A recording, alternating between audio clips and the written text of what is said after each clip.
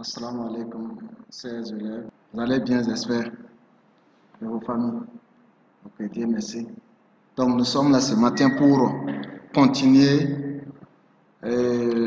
notre programme. Et nous allons aborder ce matin la dernière partie du programme en géographie, c'est-à-dire les généralités sur l'Afrique. Nous allons parler de la première leçon d'abord, les conditions naturelles et de développement de l'Afrique. Donc, en parlant des conditions naturelles et de développement de l'Afrique, nous devrons avoir des objectifs à comprendre ici. D'abord, connaître les aspects physiques de l'Afrique, c'est-à-dire le relief, le climat, le sol, la végétation et l'hydrographie. Et deuxième objectif, comprendre l'impact des conditions naturelles sur le développement de l'Afrique. Donc,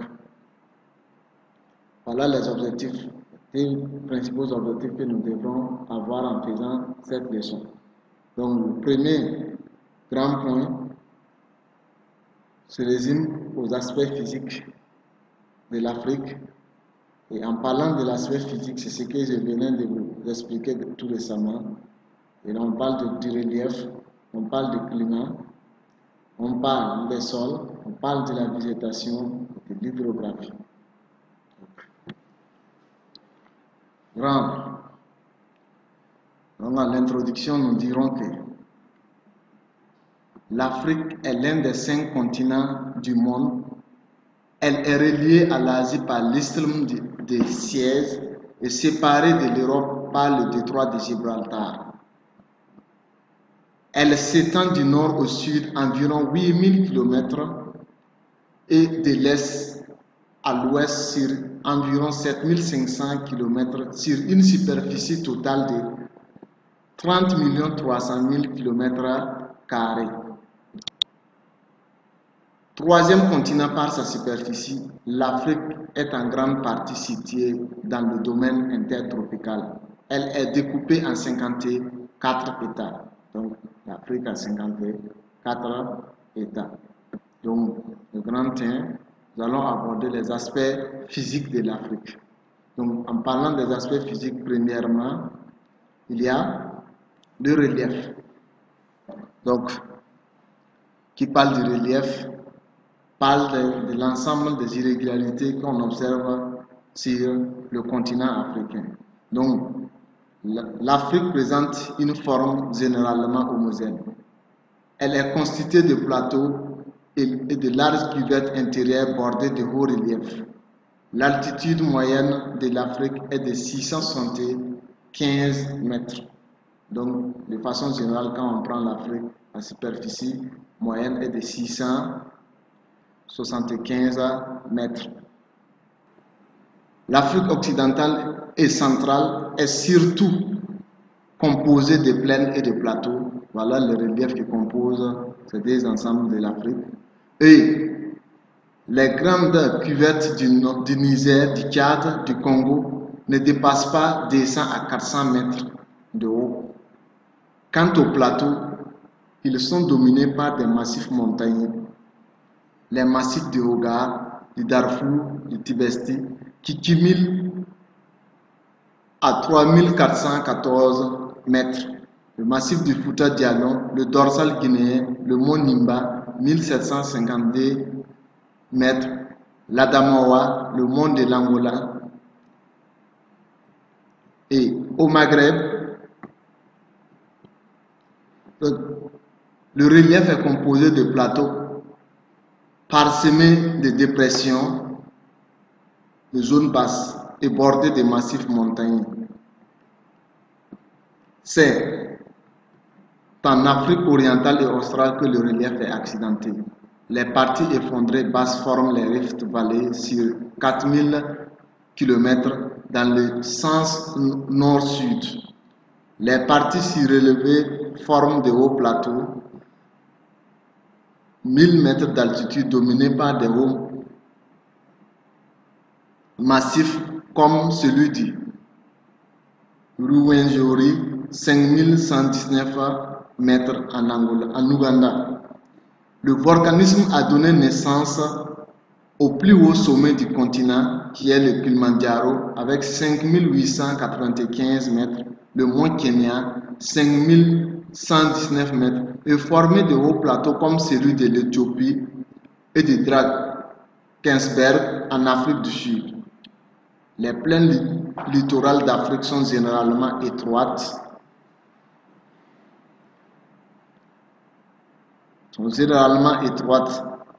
c'est-à-dire minces. Donc voilà ce que nous pouvons dire du relief de l'Afrique. Donc en petit d, nous allons parler de l'hydrographie. Donc en parlant de l'hydrographie, il faut surtout retenir que l'Afrique a d'importants cours d'eau et qui comptent même parmi les plus importants du monde.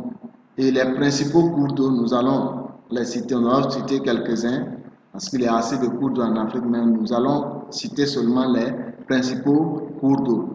Donc le premier, on a le Nil. C'est le plus long fleuve d'Afrique avec 6700 km. Il prend sa source en Afrique orientale. Il se forme aux sorties du lac Victoria. Il coule ensuite vers le nord en traversant le Sahara et se jette dans la Méditerranée par un large delta. Le deuxième fleuve, on a le fleuve Congo. Second fleuve mondial par son débit après l'Amazone. Il draine un très vaste bassin de 3800 km². Né sur le plateau du Katanga en RDC, République démocratique du Congo, il se jette dans l'océan Atlantique. Donc, le fleuve Congo, c'est le deuxième fleuve le plus puissant du monde, mais le plus puissant d'Afrique. Donc, dans le monde, il est le deuxième plus puissant, mais en Afrique, c'est le premier fleuve le plus puissant. Et il y a le Niger, troisième fleuve, le Niger. Il prend sa source dans le massif de Fouta Djallon en Guinée. Il se dirige ensuite vers le nord avant d'effectuer une grande boucle pour se jeter dans la golfe de Guinée. Au Nigeria, sur environ 4200 km. Donc, le quatrième fleuve, nous avons le fleuve Zambèze qui prend sa source sur le plateau de Zambie, franchit les célèbres chutes de Victoria et se jette dans l'océan Indien à travers un important delta sur 3500 km. Et en dehors de ces fleuves, nous pouvons aussi citer d'autres fleuves tels que l'Orange, qui est long de 2100 km. En Afrique du Sud, on a le fleuve Sénégal, le Mouhoun et la Comoé en Afrique occidentale. Donc, voilà ce que nous pouvons dire. À ces fleuves aussi s'ajoutent d'importants points d'eau qu'on appelle les lacs, dont les plus importants sont le lac Victoria, le lac Tanganyika, le lac Malawi, le lac Tchad, le lac Albert, le lac Édouard, voilà, etc. Il y a pas mal de fleuves en Afrique, donc c'est les plus importants que nous avons cités, et quelques lacs. Donc en petit 3 maintenant, nous allons voir le climat. Donc, en parlant du climat, il y a aussi plusieurs types de climats qui règnent sur l'ensemble du continent africain. Il y a d'abord le climat.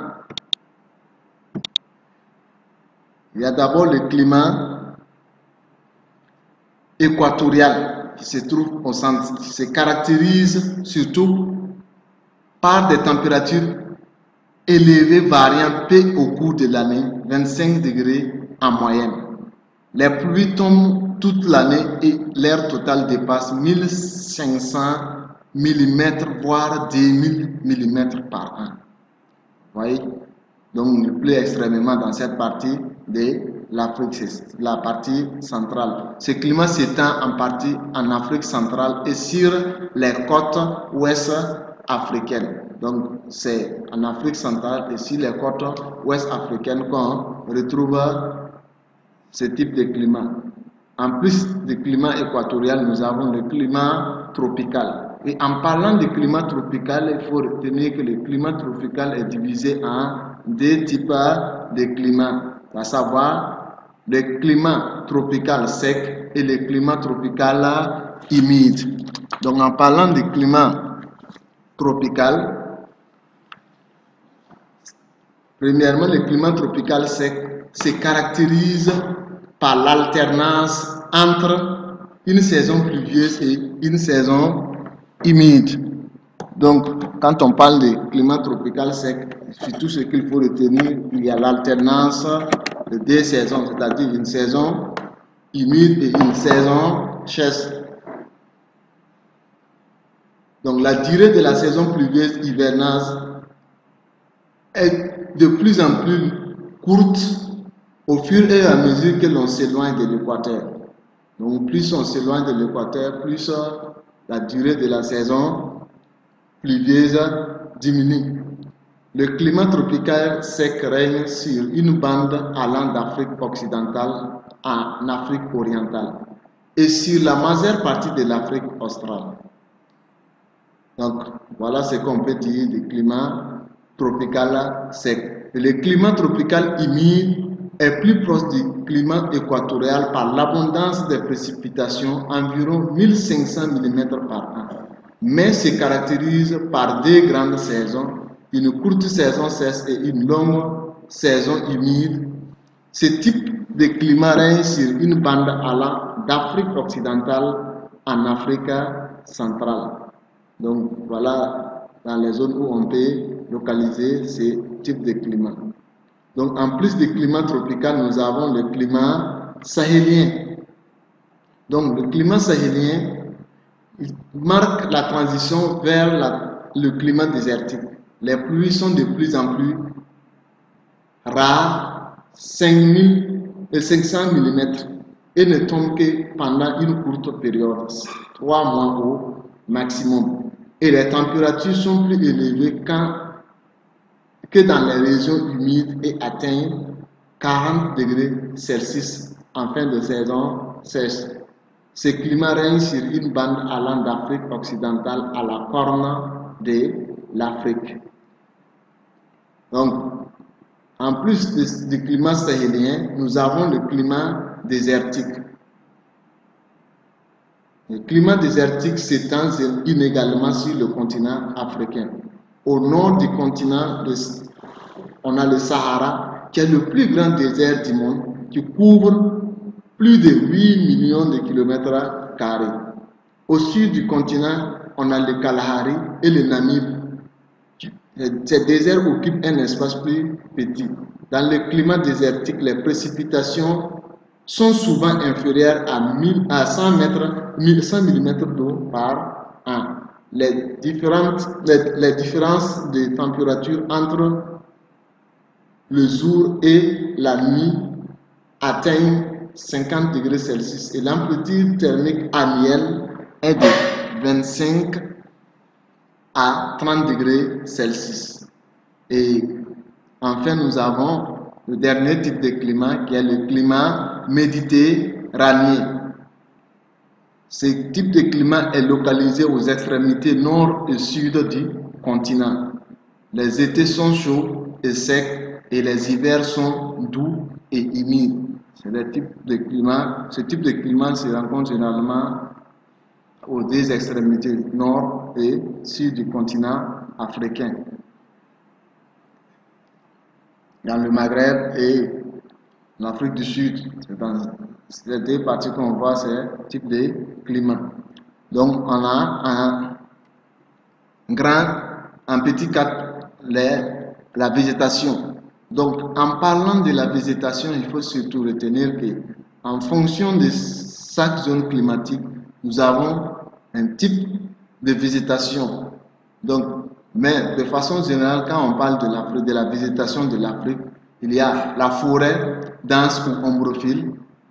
La forêt dense ou ombrophile avec des arbres dépassant 40 mètres de haut, qui couvrent généralement les régions de climat équatorial et certaines régions où les précipitations sont très élevées. L'est de Madagascar et les rives et les deltas des grands fleuves tropicaux tels que le Congo et les Zambèzes. La forêt claire couvre les régions de climat tropical humide. Les arbres ne dépassent pas 25 mètres et perdent leurs feuilles pendant la saison sèche. Ces régions sont également couvertes par la savane arborée. Les arbres s'y trouvent en bouquet. Il y a la savane arbustive et la savane herbeuse qui couvrent les régions de climat tropical sec. Les arbres y sont plus ou moins clairsemés et de petite taille. Les forêts galéristes s'alignent le long des principaux cours d'eau. Dans les déserts, la végétation est essentiellement composée de steppes, tapis d'herbes continus, parsemés d'arbustes épineux et d'oasis. Dans le domaine méditerranéen, on rencontre une végétation de type méditerranéen composée de garrigues, de maquis, etc. Donc, grosso modo, voilà ce qu'on peut dire sur la végétation en Afrique et le milieu physique de façon générale pour le premier point de notre première leçon. Donc, deuxième point, on a l'impact des conditions naturelles sur le développement de l'Afrique. Donc, en parlant des conditions naturelles, il faut aussi retenir que les conditions naturelles jouent un rôle dans le développement de notre continent.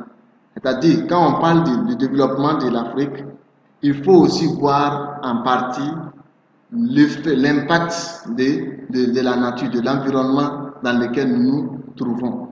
Donc, en Afrique, ce qu'il faut retenir, plusieurs pays ont aussi tiré profit de leurs ressources naturelles pour donner un élan à leur développement. À titre d'exemple, on peut citer la Libye, qui s'est développée grâce aux ressources pétrolières. C'est aussi le cas du Nigeria. C'est aussi le cas du Nigeria. La Côte d'Ivoire, qui s'est hissée au rang des premiers producteurs de cacao au monde, elle a développé l'énergie hydroélectrique qu'elle exporte au Burkina Faso. Le Burkina qui s'est hissé au rang des premiers producteurs de coton dans la sous-région, voire dans le continent africain. Donc, voilà comment les conditions naturelles peuvent influencer le développement d'un pays. Donc, l'impact négatif des conditions naturelles sur le développement aussi. Nous avons les aléas climatiques. Il faut noter que la sécheresse demeure le problème majeur de l'Afrique. Elle sévit dans plusieurs zones du continent. Cette situation expose certains pays africains à la famine, car sans ressources en eau, l'agriculture et l'élevage notamment ne peuvent se développer. En plus des aléas climatiques, nous avons la faible valorisation des potentialités naturelles. L'Afrique en général dispose d'importantes ressources hydrauliques, minières, énergétiques qui pourraient assurer le développement économique du continent, mais demeurent sous-exploitées, notamment par manque de capitaux. Donc, quand vous prenez les richesses en Afrique, nous avons extrêmement de richesses en parlant du sous-sol, en parlant de la végétation, en parlant de l'hydrographie. Nous avons les potentialités qui peuvent nous permettre d'aller vers un développement réel. Mais ces potentialités sont sous-exploitées ou mal exploitées. Donc c'est ce qui fait que jusqu'à présent, l'Afrique a toujours du mal à retrouver le vrai chemin du développement. Donc pour terminer, nous avons les problèmes environnementaux aussi. Il ne faut pas oublier que ces dernières années, on constate une dégradation accélérée de l'environnement du continent. Cela est notamment dû au changement climatique et aux actions anthropiques. Chaque année, des milliers d'hectares et de forêts disparaissent. Les terres cultivables se dégradent à un rythme accéléré. À cela s'ajoute l'avancée du désert qui se fait à un rythme inquiétant. Donc, en conclusion, nous dirons que l'Afrique est un continent riche, au paysage physique divers. Cependant, elle a un très faible niveau de développement économique que l'exploitation judicieuse des ressources naturelles pourrait combler. Donc, merci pour l'attention. Surtout, ce qu'il faut retenir en résumé, ce qu'il faut retenir ici, c'est de connaître le milieu physique de l'Afrique, quels sont les différents éléments du milieu physique de l'Afrique, et de mettre ça en rapport avec le développement de l'Afrique. Comment le milieu physique peut contribuer au développement de l'Afrique. Merci pour l'attention et à la prochaine.